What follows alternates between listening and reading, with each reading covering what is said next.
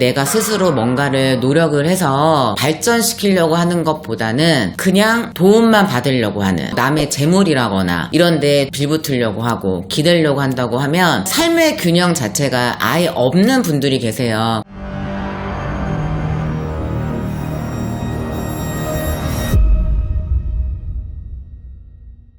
네, 안녕하세요. 신비궁선녀입니다.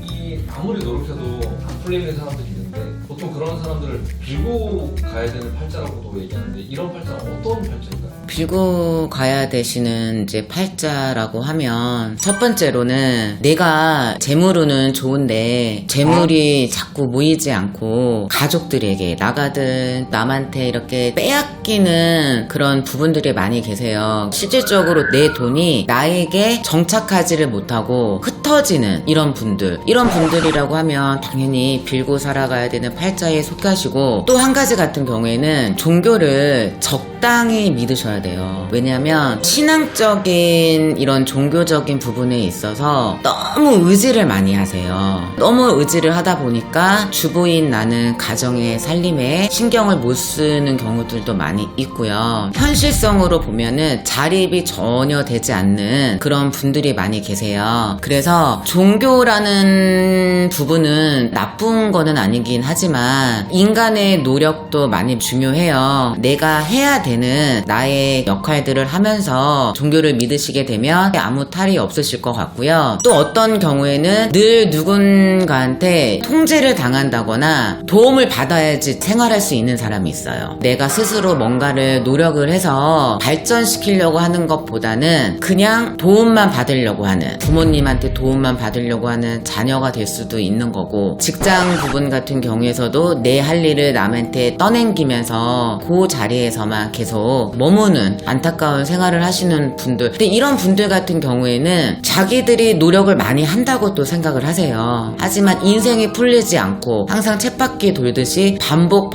순환이 되는 이런 분들 같은 경우에는 무조건 빌고 살아가는 팔자에 속하시는 부분이고, 또 어떤 분들은 남의 거에 호시탐탐 관심을 많이 갖는 분, 남의 재물이라거나 이런데 빌붙으려고 하고 기대려고 한다고 하면 삶의 균형 자체가 아예 없는 분들이 계세요. 그냥 하루하루 의미 없이 시간 보내시는 분들이 많이 계시거든요. 근데 이런 분들의 공통점을 보면은 하나라도 제대로 방향이 있는 경우들이 없으세요. 그래서 어두운 부분들을 밝게 비추기 위해서는 점을 보러 다닐 때에도 그냥 지금 당장 힘들어서 점을 보고 그냥 궁금한 거 해결하는 이런 목적으로 안 하셨으면 좋겠어요. 본인이 어떠한 부분을 바꾸려고 하는 마음이 있으셔야지, 전혀 없이 궁금해서 그냥 보러 다니는 거는 아무런 나에게 도움이 되지는 않으세요. 그래서 내가 정말 열심히 노력은 하지만 재물적인 부분이라거나 내 스스로가 괴로운 마음이 있다고 하면 이 부분을 해결을 하셔야지, 그냥 점 본다라고 해서 모든 게 다 해결되지는 않으시거든요. 그래서 이런 분들은 좀 환하게 비춰줄 수 있는 거는 인등이 있어요. 이 초록 이분의 생년월일을 넣어서 환하게 비춰주고, 거기에 더불어 저희네 같은 선생님들께서 기도까지 함께 부탁을 한다고 하면 지금 현재의 삶보다는 조금 윤택한 삶을 더 살아갈 수 있지 않을까. 일단 첫 발을 잘 내디디셔가지고 현재 상황에 만족하고 스스로 신세한탄하지 마시고, 마음만 있으시면은 바꿀 수는 있으세요. 변화할 수 있으니까 여러분들이 안 된다 하지 마시고 좋은 일이 있을 거야 라는 이런 긍정적인 생각으로 힘을 내셨으면 좋을 것 같습니다.